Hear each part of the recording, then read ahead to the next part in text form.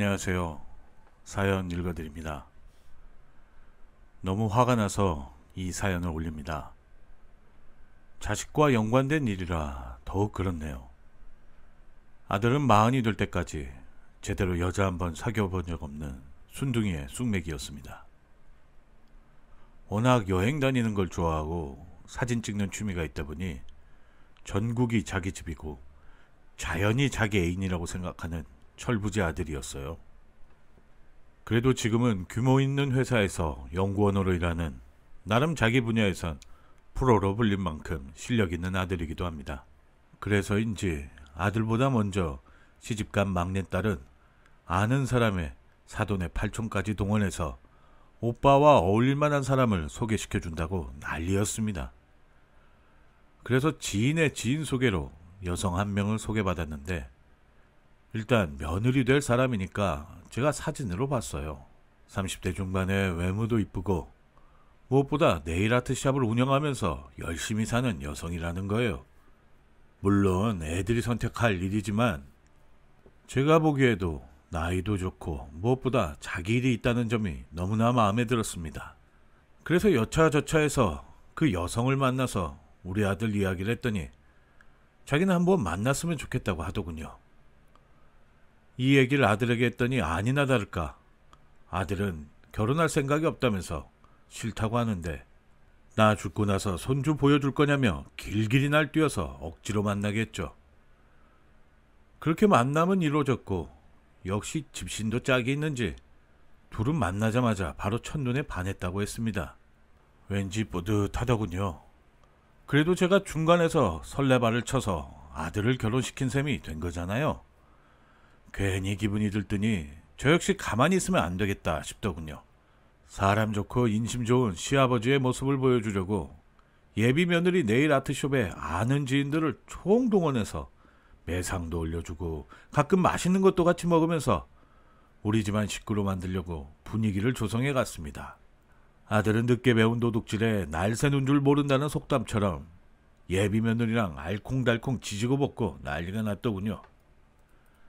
이제 식만 올리면 되겠다는 생각에 언제쯤 상견례 할 거냐? 우리도 너희 부모님을 좀 뵈야 하지 않을까라고 물어보면 예비 며느리는 이 핑계 저 핑계 대며 상견례를 미루는 겁니다.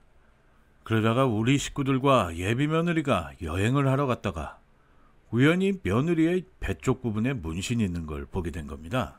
우리 나이대가 다 그렇듯이 저는 문신에 안 좋은 선입견이 있어서 얼굴을 찡그렸는데 그래도 네일 아트숍을 운영하니까 패션 때문에 했나 보다 이렇게 이해하려고 했죠. 근데 그날 딸에게 문자가 왔는데 위치가 아무리 생각해도 제왕절개 수술 자국을 감추려고 억지로 만든 문신 같다는 거예요. 저야 알 턱이 없죠. 애를 낳아본 적이 없으니까요. 그래서 아내에게 설명을 하니 아내도 왠지 딱 그 자리에 문신을 한 게 이상하다고 하더군요. 계속 그 문신 자국이 머릿속에 빙빙 도는 겁니다. 30대니까 남자를 만나도 수십 명은 만났을 거고 요즘 이혼이 흠은 아니니까 이혼을 했을 수도 있겠지만 설마 애까지 낳았을 거라고는 상상하기 싫더군요. 그래도 혹시나 하는 마음에 다음날 예비 며느리를 찾아가서 혹시 제왕절개 같은 거 있니? 라고 대놓고 물었습니다. 제가 성격이 직설적이라서 빙빙 돌리고 싶지 않았고 이런 문제는 빨리 털어버리는 게 낫단 생각이었어요. 제 질문에 며느리가 아무 말 못하거나 아니라고 할 줄 알았는데 오히려 떳떳하게 보셨어요? 이러는 거예요. 예상 못한 대답에 솔직히 당황스럽더군요. 그래도 분위기에 밀릴 수는 없으니까 아니 그래 봤다. 이거 어떻게 된 거냐? 라고 저도 강하게 나갔죠. 그랬더니 아버님 저 딸이 하나 있어요. 딸은 전 남편이 키우고 있고요. 이렇게 당당하게 대답하는 거예요. 야 기가 막히고 코가 막히더군요. 그러더니 예비 며느리는 어차피 아드님에게 이야기했고요. 나중에 기회되면 다 말씀드리려고 했어요. 그리고 딸은 전 남편이 키우고 있으니까 전혀 부담될 일도 없고요. 아주 똑부러지게 정리를 하는 겁니다. 너무 당당해서 제가 오히려 미안한 상황이 돼버렸죠. 그래서 아들한테 가서 물으니까 아들도 알고 있었다면서 우리끼리 사랑하면 되는 거 아닌가요? 이러는 겁니다. 물론 지들끼린 괜찮겠죠. 근데 저랑 아내 그리고 여동생에게 알려야 하는 게 아닐까요? 그래도 가족인데 애 딸린 여자랑 결혼한다는 사실을 숨기면 어떡합니까? 그래서 아들과 예비 며느리에겐 이건 우리 셋만의 비밀로 하자고 신신당부를 하고 이번 일을 마무리하려고 했습니다. 근데 어느 날 아들에게 다급한 목소리로 전화가 온 거예요. 예비 며느리의 가게 문이 닫혀있고 연락도 안 된다는 겁니다. 도대체 무슨 일인가 하고 네일 아트 쇼 보러 가보니 점포 임대라는 종이가 붙어있고 예비 며느리는 바람처럼 사라진 겁니다.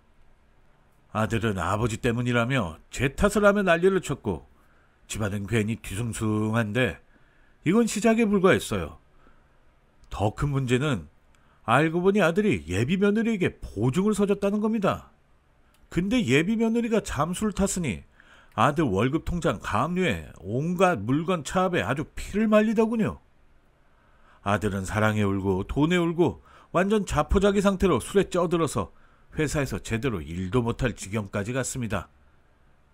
사기꾼 며느리 찾으려고 여기저기 수소문을 하고 흥신소 업체까지 동원해서 그 여자의 뒤를 캐냈습니다.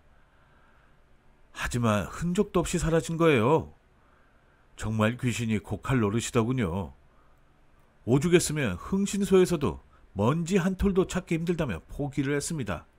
그 말을 들으니 하늘이 원망스럽더군요. 왜 우리같이 착한 사람들은 이렇게 고통받고 살아야 하는지 정말 눈물이 났습니다.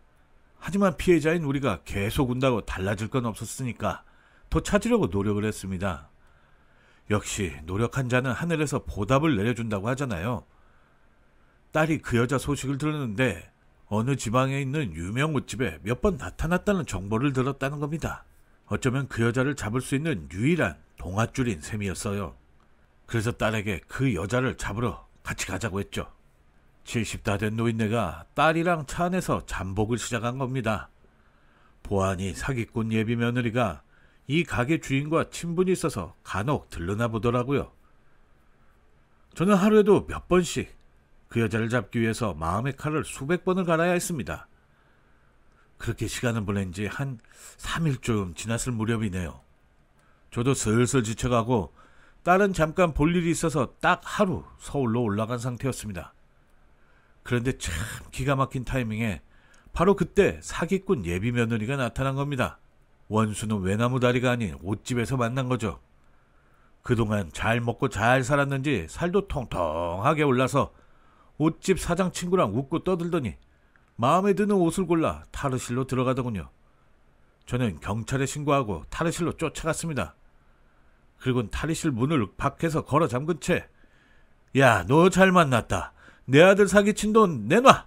그리고 당장 경찰서에 가자. 그 여자는 깜짝 놀라서 문을 두들기는데 저는 이 문이 열리면 모든 게 끝이란 생각에 문을 밖에서 있는 힘껏 닫고 있었죠. 사기꾼 며느리는 소리소리 지르고 온갖 욕설을 내뱉더군요. 옷집 사장은 제 머리를 잡아당기고 자기 친구를 구해주려고 하는데 저는 꿋꿋하게 버텼습니다. 나이 70에 어디서 그런 힘이 나오는지 저도 그만큼 절박했습니다. 그리고 조금 있다가 출동한 경찰이 정리를 했고 속옷 차림의 사기꾼 며느리가 거의 탈진해서 쓰러지듯 탈의실에서 기어서 나오더군요. 하얗게 질린 그 사기꾼 며느리를 보고 경찰들은 아유 큰일 날 뻔했네 뭐 탈수까지 올 뻔했네요 이러더군요. 제가 자초지종을 얘기하니까 치료한 후에 바로 조서 꾸미겠다고 했습니다. 어쨌든 정말 나이 70대도록 그렇게 열심히 힘을 써보긴 처음이네요. 우리 아들 등쳐먹은 그 여자는 지금 나라에서 주는 콩밥을 삼시세끼 먹고 있습니다. 물론 그 이후로 아들에게 결혼하란 말도 하지 않고 아들 역시 이젠 평생 혼자 살겠다고 합니다. 딸은 이젠 같은 여자를 못 믿겠다고 말할 정도고요. 아들 장가 보내려고 이리저리 나섰다가 우리 집안을 망가뜨린 제가 죄인이죠. 오래 살았다고 해서 다 현명한 건 아닌가 봅니다. 제가 나쁜 애비가 될 뻔했네요. 그냥 아들은 아들 순리에 맞게 살라고 해야겠습니다. 저는 저대로 남은 여생 편히 살려고 합니다. 저의 파란만장했던 사연을 끝까지 읽어주셔서 감사드려요. 이젠 조용히 평범한 할아버지로 살려고 합니다.